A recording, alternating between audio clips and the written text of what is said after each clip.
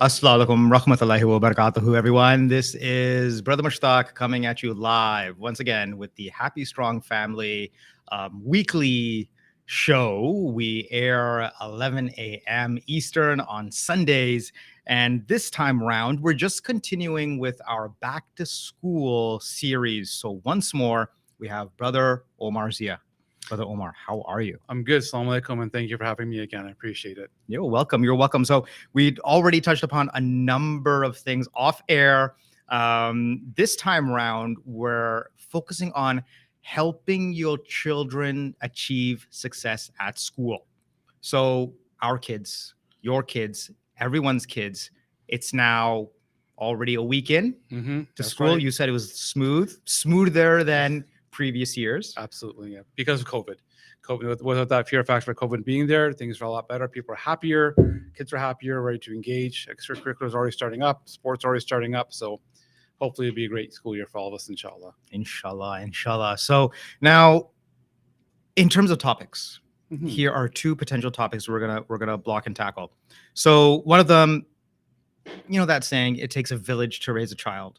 Same with school. There are parents, there's teachers, there's staff, there's school trustees, something we were discussing off air. Right. All of these people, all of these touch points, all of these, very important people in this wheel or cog or ecosystem that have an impact on our child's success. Right. One. So let's kind of do a deep dive into that, into how all of these interconnected pieces and people work. Yeah. And then number two, making sure that the people who are watching this, the audience, and hopefully people will like and subscribe to spread the word. I don't know, myself included, how many of us actually understand the school system and everything that is already in place to provide our children the facilities for them to have that, mental well-being, physical well-being, spiritual well-being, that safe space. Right. School and spirituality can be synonymous, right? As you were saying off air, a Muslim identity that can be had at school. Right. And there is religious accommodation, and there's curriculums, and there's people who are, either part of that, working on it, or who are putting that in place. Right. So enough said. Over to you, Brother Omar. So let's kind of block and tackle the first about this whole, village concept of all the different people. Absolutely. Thank you. So it is important for us to understand that when it comes to education system, there's a certain model that we have within Ontario. And this is a model of education, I think, that really is global. And I call it the triangle model. And what in that triangle model, at the very top of that triangle, we do have the student. Student-centeredness is a very important part of how we approach education system in Ontario and really across the world. We want our students to be successful. And definitely there's a lot of emphasis from the school, the teachers at the school, the social workers, psychologists, guidance counselors, librarians, ESL, special education instructors, and of course, school administration. We all want our children to be extremely successful. However, often missing from the triangle are our parents. Right. And it's very important for our parents to understand that they have a huge amount of agency and a very strong voice in the education system as a whole, and also in the education of their child. Parents need to become very, very involved, not only with the curriculum of their child, but also the schooling of their child. Because as an educator, I think there are two types, or there are two parts, let's say, to the life of a student. The education, which is their academics, their academic excellence, but also their schooling, which is their character development, and as Muslims, building their faith. So if we look at that triangle model again, you'll see that building faith and character and academic excellence are right in the middle of that triangle. The parent and the teacher, the parent and the school need to work together to collaborate, support each other in order to support the student. That means communication, right? Parents really should be in touch with all of their child's teachers, kindergarten and to grade 12. Okay. They should know their name. They should be able to have email communication with them, and there should be regular communication. By regular, I'm not saying every day, 5 times a day. I'm saying, once every 2 weeks, have a quick check-in. a quick email. How's my kid doing? Is there something that's going on that I should be aware of? Are they paying attention in class? Are they skipping class? Are they making sure all their homework is done? Right? Making sure that the teacher's expectations are being met curricular-wise. Asking the teacher, how is my child developing socially in the class? Are they being bullied? Are they making good friends? Are they making good choices when making friends? Right. Are they making good choices on the playground during recess time or otherwise? Right? Are they eating their lunch and providing for them? Or are they throwing it out? Nutrition, right? We have to keep in mind and keep an eye on what's going on at school because we're not always there. Right. And when it comes to building faith, if we're sending our child to a private Islamic school, that's probably part of the built-in system and the environment of having that Islamic environment. If not, there are several student clubs. The Muslim Student Association, Muslim Student Alliance exists at a wide variety of secondary schools across the country, really across the world in non-Muslim majority countries. So there are opportunities for students who are Muslim identifying to get together to establish a weekly Friday prayer, for example, to establish some events for the Muslim students at the school around Ramadan, or whatever events they might want to come up with. Guest speakers can come in, and they can always access resources through their school administration. Right. Right. So there's a wide variety. This is when we talk about the village. It's so important we remember that parents are the village, because schools are tasked with teaching curriculum. They're not going to be teaching our children right from wrong. They're not going to be teaching them, having good akhlaq or having good character and good manners and morals. That's not part of the curriculum.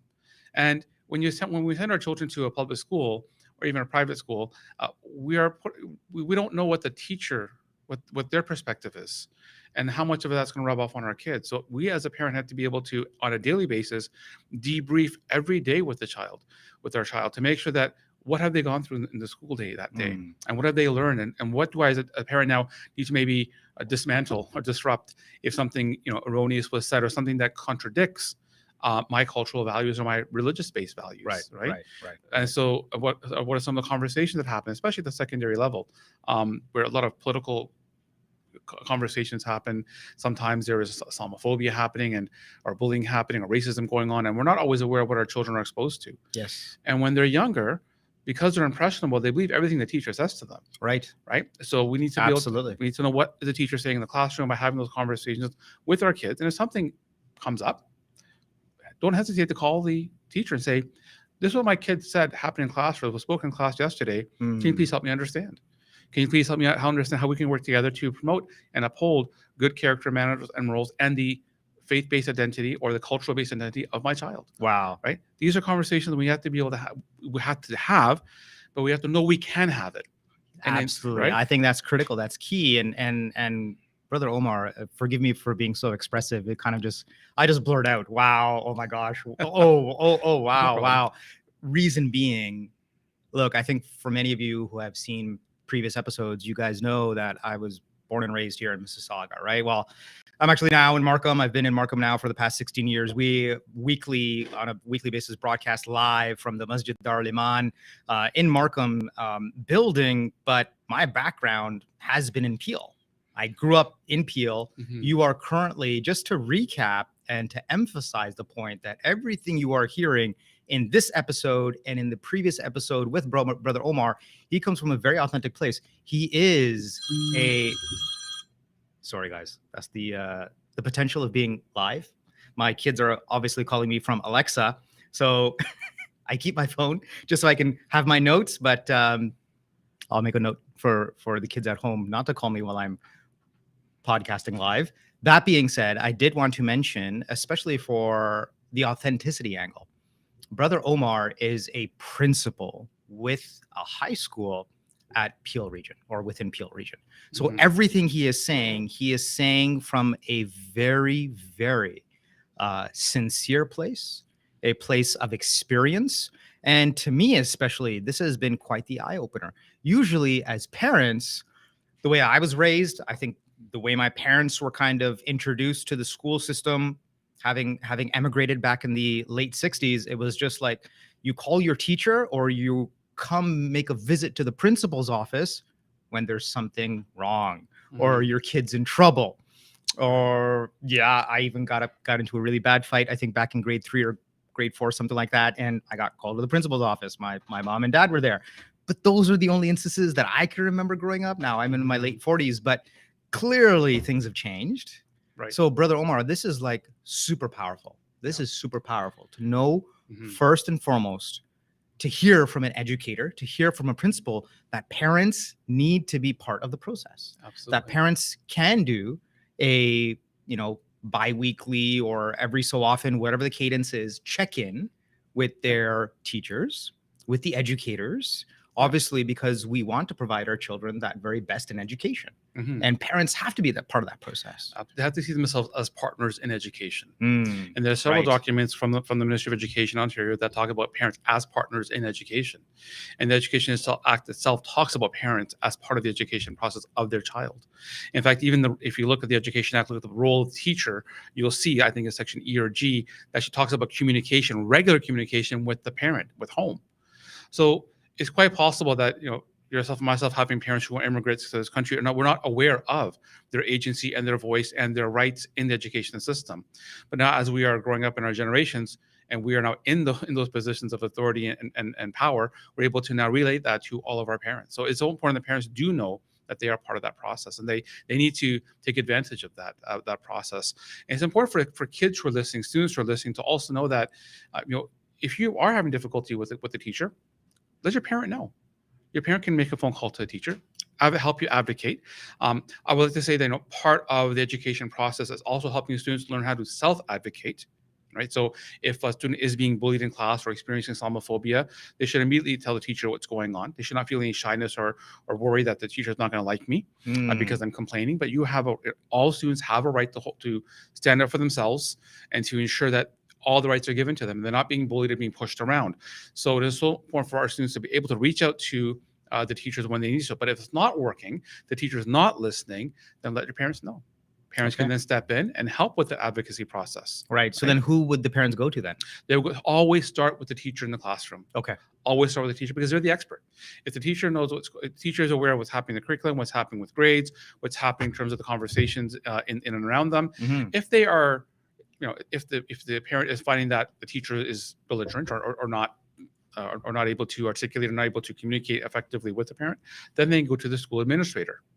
After the school administrator, if that doesn't work, and hopefully it does, but if it doesn't, there's a superintendent.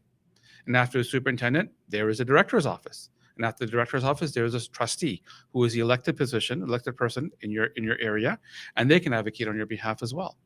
Oh my gosh, this has been like a clear eye opener. So again, just to recap, parents have power. They do. Parents completely have power. Yes. Students have the power to make their teacher aware of a situation or of a topic or of a subject. Mhm. And then there's an entire procedure that they can go to in terms of would it be fair to say a chain of command? Yes. That they can then, hopefully discuss the issue and seek out a resolution. Absolutely. And hope they get resolved.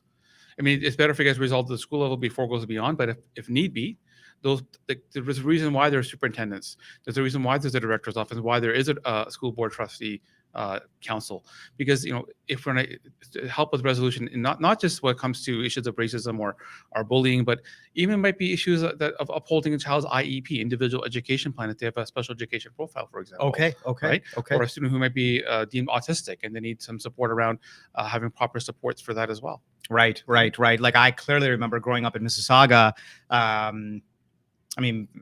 Look, it wasn't anything back then, at least for me, but I was put in the what was it, the advanced learning program, right? Mhm. But I think back then we were just given a lot more homework. We saw that till the ELP, enhanced learning program for gifted students. Yeah, and I was like, yes. "Whoa, what? We're just getting more homework than the other students. What's going on here?" And that's a valid concern. As at the Woodlands where I am right now, we still have that ELP program, and there have been some concerns brought forth by students and also by parents. Mhm. First starting with the teacher, then it comes to me where students were getting 3 to 4 hours of homework a night.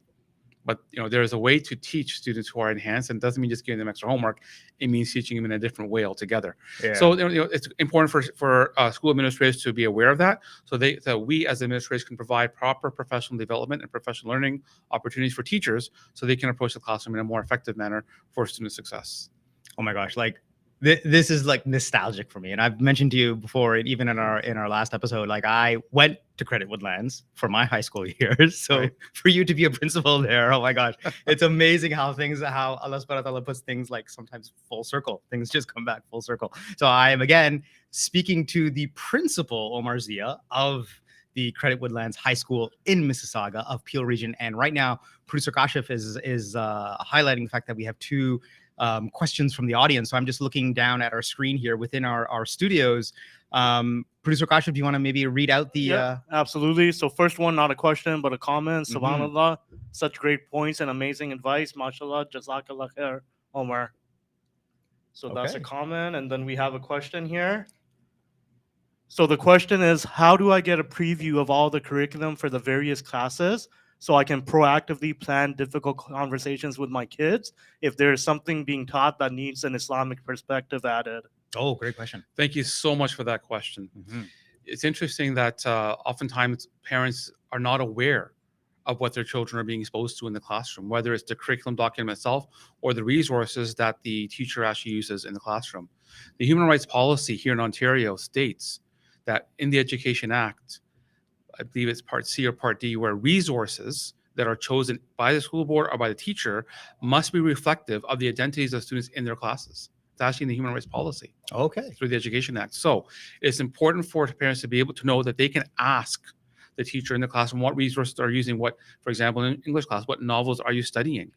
Right? And if your child is studying Romeo and Juliet, for example, which is very common in grade 8 or grade 9 curriculum. I studied it back at Woodlands. Right? Yep. It's important for parents to know that there is a lot of zina or a lot of fornication that's inside of there. So that does require some pre-teaching. Boyfriend, girlfriend, disobedience to our parents, killing and murdering happens in this. We think it's a great story, but there are so many, from a Islamic perspective, major sins that are not even dismantled or disrupted or spoken about in the classrooms. That's where parents do need to know what's being taught in the classroom so they can have those conversations.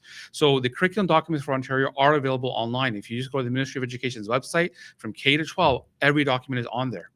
Now, they are relatively dense, so if a parent feels comfortable enough, they can read through the documents. That's one way of doing so. Okay. The other is to look actually at the textbooks that are being used by the school. So we can actually ask this teacher what textbooks are being used. You can go and see the teacher, take maybe a couple pictures of the table of contents. You can kind of see what is being covered throughout every unit by unit, so that way you can support your child. In some ways, looking at it from a Islamic perspective, but let's say, for example, math. Let's say, for example, my background is in engineering, or maybe I'm a mathematician of some sort. That if I see what my child is learning, I can proactively pre-teach them some of the lessons. Okay. So when they get to the classroom, they're not behind. They actually know what's going on in the class. So those are ways that we can support our students. When it comes to even, for example, learning a second language such as French. Here in Ontario, all of our children from grade 4 and on learn French. So we understand what the French curriculum is. We can get a breakdown from the French teacher, even grade 4 or 5. We can access, for example, Mango Languages, which is a free service that's available online for parents and families to engage with, so that they can learn French and, again, proactively pre-teach some of the lessons as well. Okay. Right? So there's a wide variety of reasons why parents should be reading the curriculum documents and should be speaking with their teachers about what resources are being used and taking pictures of the table of contents, or even buying the books. The books are not that expensive, really. You can get e-copies available. You can buy them off of a wide variety of websites online and have a copy at home.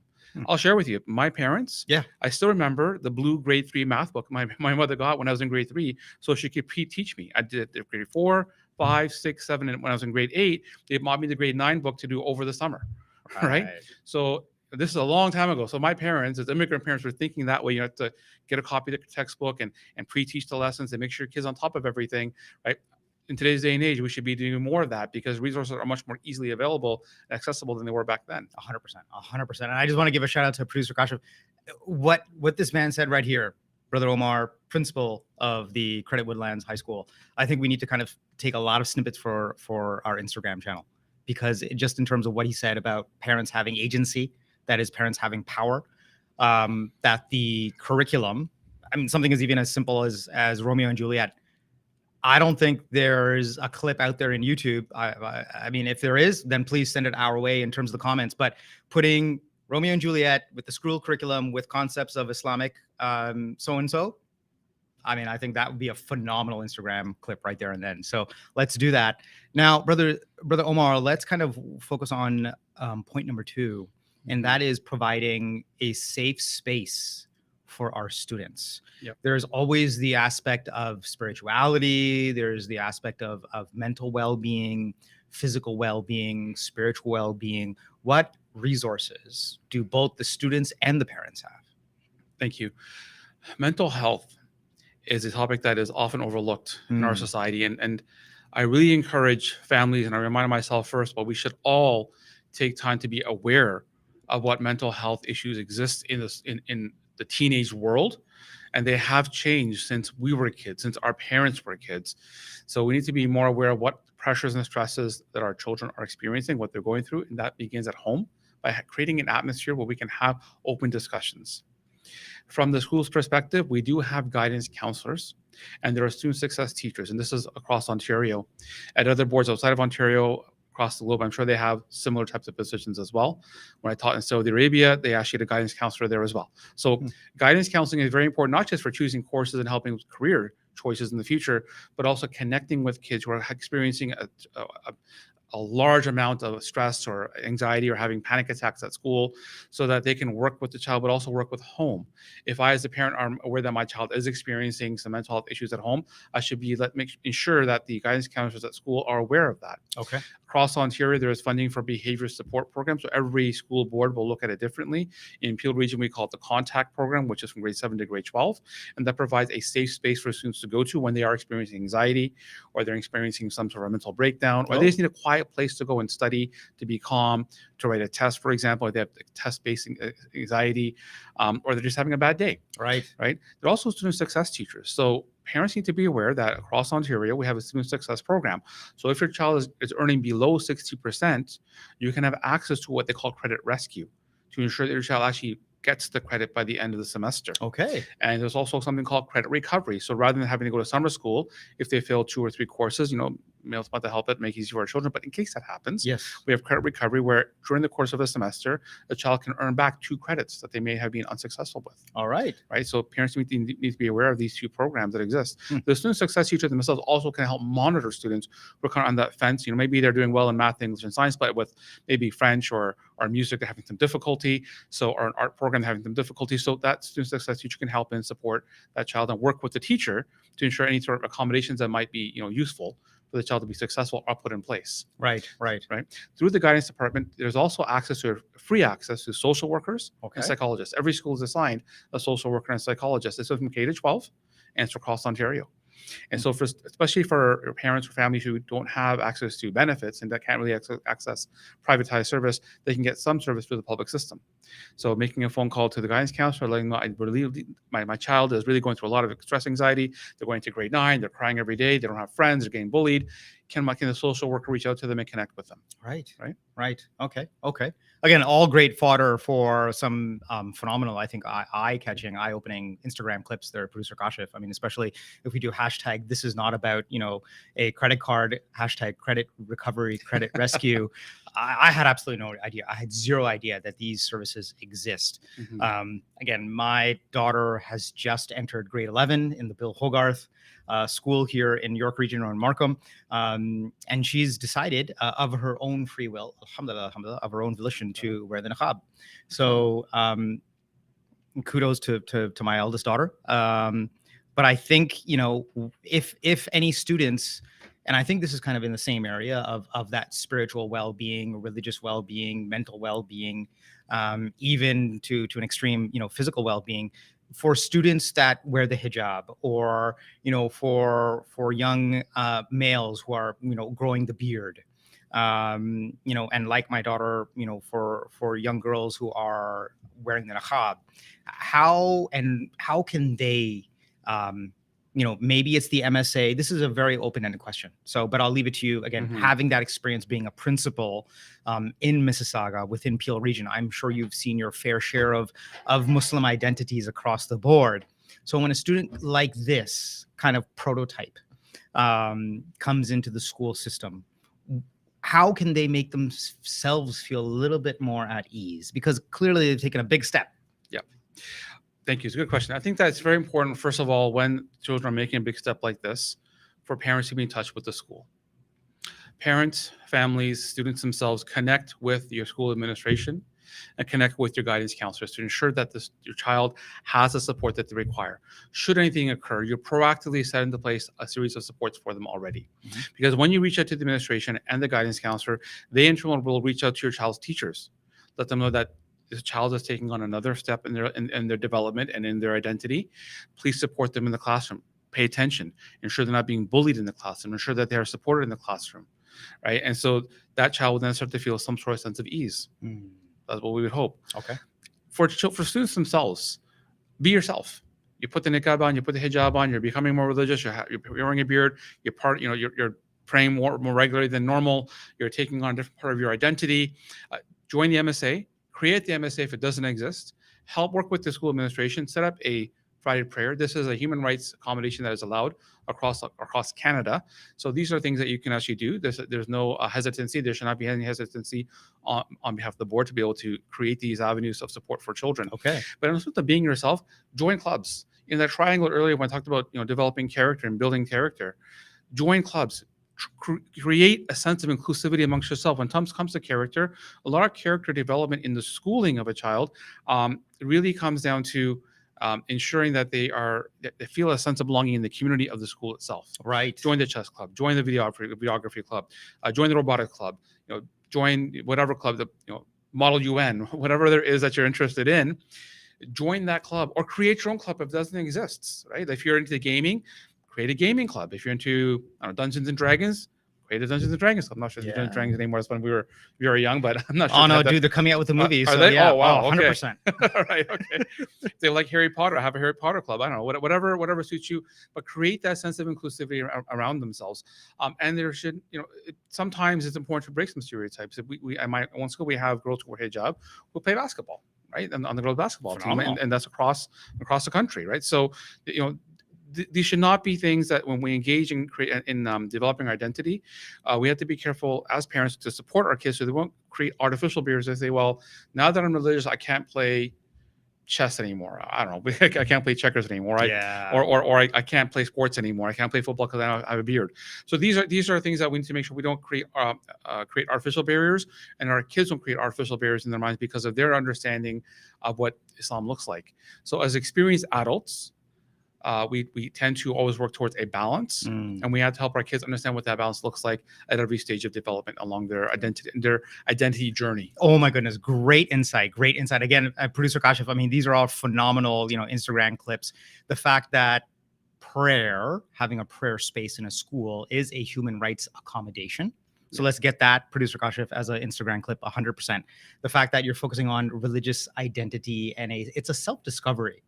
Isn't it? It's a self-discovery. So, for any students or for any parents out there watching, if your daughter is wearing a hijab, and if she's a huge Harry Potter fan, hashtag, Hogwarts, let's kind of put a little bit of a rhyme to it. Hijabis supporting Hogwarts, let's have that as a club, right? Like, why not? I think it's so true. We as parents sometimes put up those artificial barriers to say, oh my gosh, you're becoming a mullah, you're becoming a maulana, you can't do this, and this. But I think that's just self-imposed, and let your child kind of open up and discover themselves. Isn't that what school should be about? Absolutely. It's interesting. I may have missed this earlier. I'm going to repeat it if I have missed it. And that is that when it comes to students, there are two elements, two pathways for a student.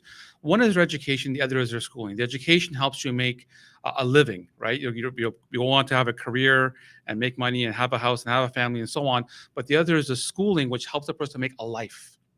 They understand who they are, where they're going to go in life, what their background is, what are they carrying forward with them, and what kind of knowledge and wisdom are they going to impose or not impose, but support their children within the future or support the community within the future. And those are the two elements that we're trying to help kids develop, right? And just again, along the entire spectrum of life, there's so much in knowledge and so much in living that we have to make sure we do both, not just focusing solely on academics. Oh my gosh, I don't think I've smiled this much in any one particular episode, because these are just phenomenal quotes, I come from a journalism background, pull quotes. I mean, nowadays everything's on Gram and TikTok. So we're just going to take all of these, make them into clips. Believe me, we're going to make them into clips, because these are the type of clips that, whether on YouTube Shorts or whether you're on TikTok or Instagram, people need to see. People need to realize, people need to hear for themselves that differentiation between an education and learning, right? I've never heard it phrased that way. So this is just phenomenal. Now, producer Kashif is kind of putting up on the screen here. We have a screen in the middle of our studios within the Masjid Darliman building. There are two questions. So producer Kashif, go ahead, please. Yes, absolutely. So there was one comment, and I will address it. I think some of the clubs you mentioned of creating, some of the audience had issues that they might not be halal, but I think those were just some examples that we were throwing out there. And by all means, parents and students should sort of check with whatever their religious beliefs and comfort level is. But yeah, we were just throwing them out as some examples, and doesn't necessarily. I understand. We're not promoting, sure. not promoting black magic. No, we're not. We're not promoting Sahar here. I was not promoting Sahar by mentioning Harry Potter. Just came to my mind because we happen to have one at my school, so it just came up. Harry Potter is a movie. It's a book. By no means are we promoting black magic or the black arts. Yes, Nazar is a real thing. I'm getting all silly now. I will take a step back. I'll dial it back. I promise. Okay, please. Next question. Okay, so the question. Sorry, I just lost it here. Where did it go? Here we go. So if there is a legitimate reason to believe my child and a specific teacher may not get along and the child may be treated unfairly, what can a parent do? Oh, it's a good question. This does happen. So if you have this belief, there needs to be some evidence or proof around it. So I'll give you a good example. Earlier this week, I received a phone call from a parent who was telling me that, my child was not successful in the class with this teacher last semester, last school year, and they wanted to make a timetable change. In conversation with the guidance counselor and the previous teacher and the parent, I realized that there was some disconnect, and the child was not well supported. Their IEP was actually not followed, and so as a result of that, I decided to make a timetable change to ensure that the child was with a better teacher who would actually ensure that the accommodations were in place, but also to ensure that their mental health and well-being is sound. So when they go into the class, they're not feeling anxiety and nervousness, because that child first skipped the first 3 days of that period of class because they didn't want to go there because they saw that teacher there.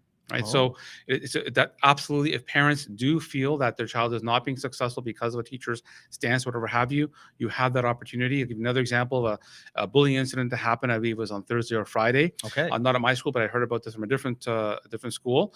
And a child was self-advocating because they're being bullied in class under the teacher's nose. Teacher decided to do nothing about it. And so the next step is that the parent is now going to the administrator to have that child moved to a different class. So yes, these things do happen time to time. And it is important for us as parents to know, again, we have agency, we have voice, we have power. You have to work as a partner in education with your school administration, with the teachers who are there to ensure the safety of your child physically, in terms of being bullied, mentally, psychologically, in terms of being bullied, Islamophobia, racism. These are all real things that do happen in classes on a regular basis. It's unfortunate I'm saying regular basis, but it does happen regularly enough that I'm saying happens regularly. It's not. These are not just one-off that happens once in a year or once every couple of years. These happen regularly throughout the school year, not just at my school, but the many schools I've been at. And before getting to becoming an administrator, I was a counselor for 10 years. So oftentimes supporting students and teachers in building those relationships. So it is important. It's so important that that parents know that they can reach out to the school administration.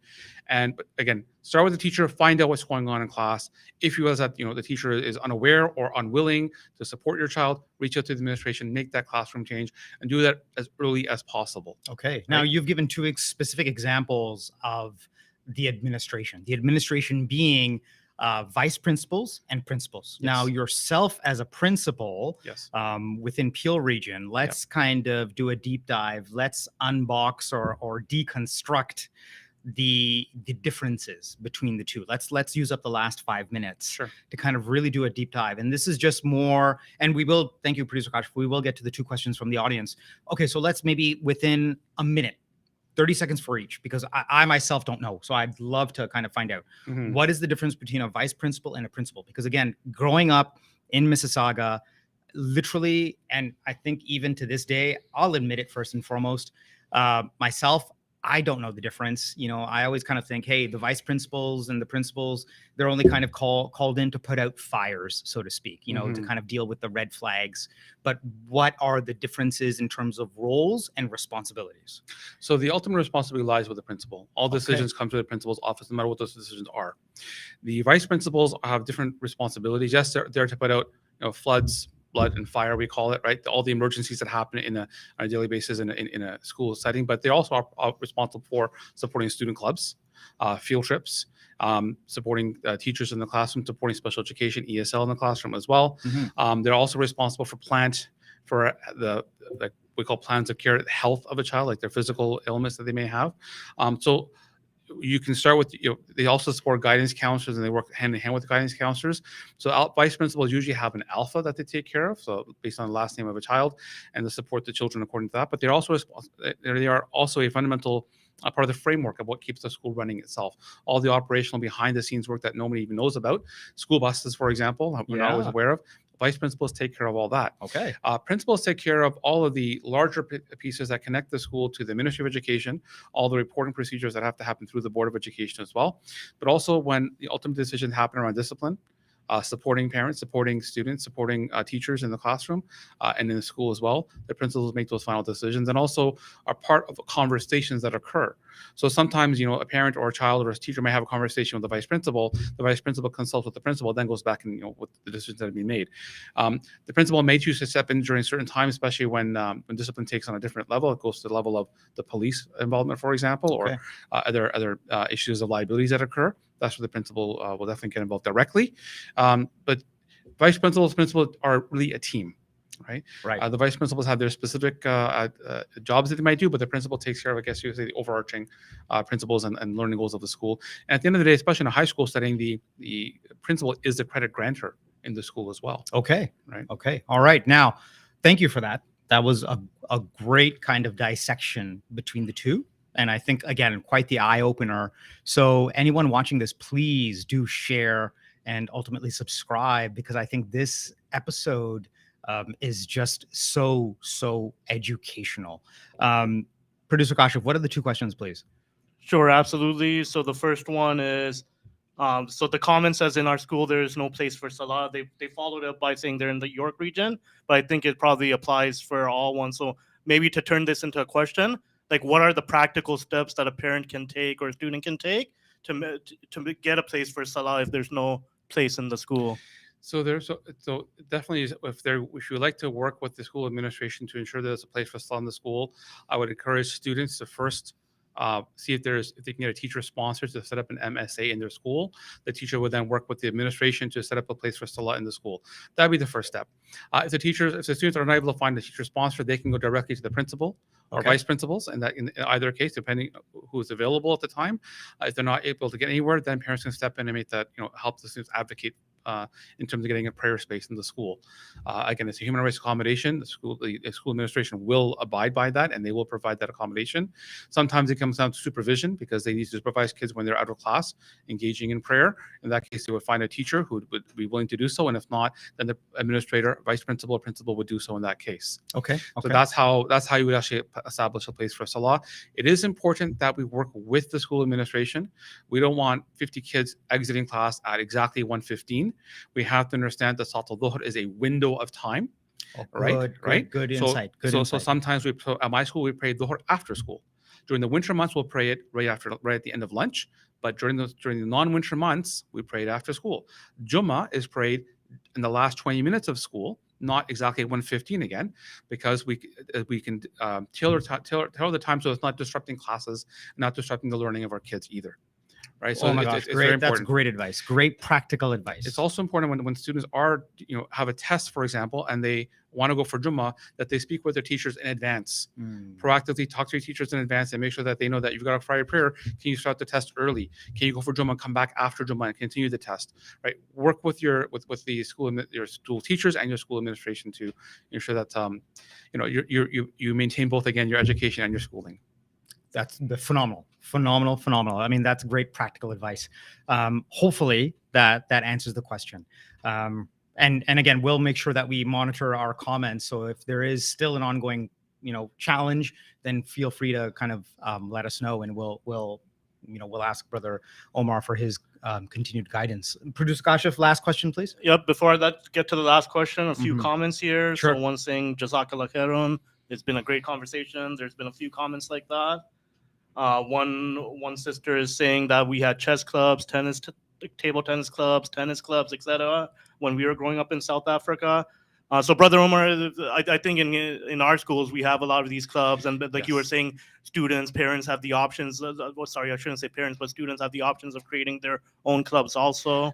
They do, and so there are different athletic clubs, and then there are student clubs as well. Just a quick note. As parents, work with their children, know what works for your child. Athletics are generally speaking very competitive. Not all kids are competitive or do well in a competitive environment. Student clubs are more cooperative, follow a cooperative model, Okay. right? So know your child and know what works best for them. So don't just say you're going to be a table tennis superstar whether you like it or not, right? Or you're going to be the chess champion whether you like it or not.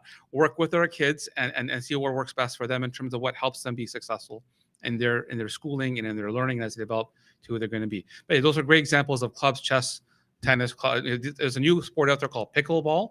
A lot of seniors play it, but a lot of schools are not picking up on it. It's actually the fastest growing sport in Ontario, pickleball. It's basically on a tennis court, but table tennis rules. Oh. Yes, and they use what's called a swiffle ball. So it's like a plastic ball with holes in it.